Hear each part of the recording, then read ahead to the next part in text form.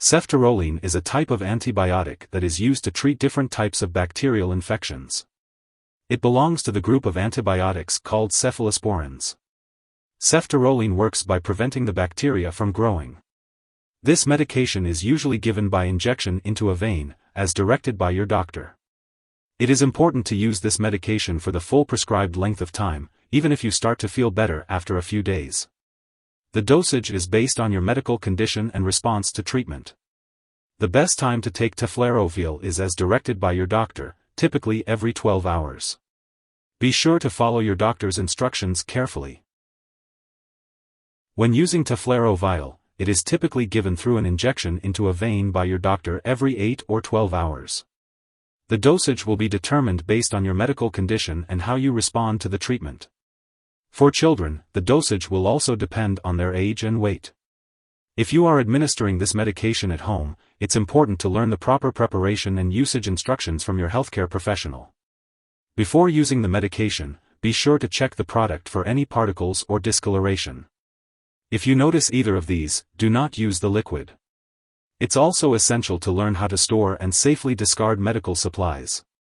For the best results, make sure to use this antibiotic at evenly spaced times. To help you remember, try using this medication at the same time every day. It's crucial to continue using Teflaro Vial for the full time prescribed, even if your symptoms improve after a few days. Stopping the medication too early could result in the infection returning. If your condition persists or worsens, be sure to inform your doctor. If you experience pain, redness, or swelling at the injection site, or nausea and diarrhea, be sure to inform your doctor or pharmacist.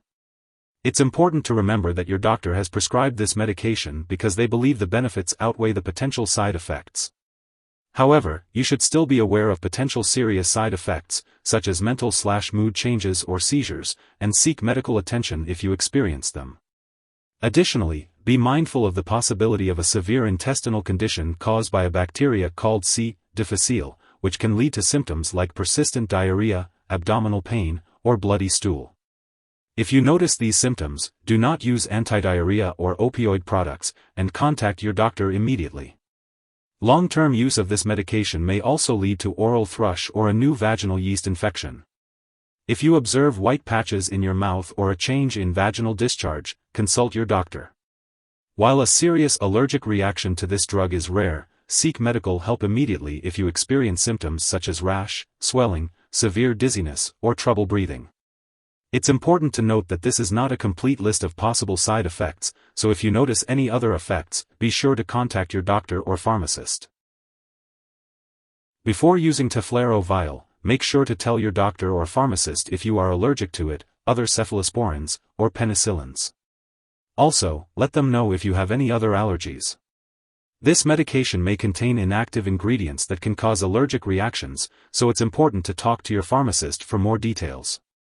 Before using Teflaro Vial, inform your doctor or pharmacist about your medical history, especially if you have kidney disease.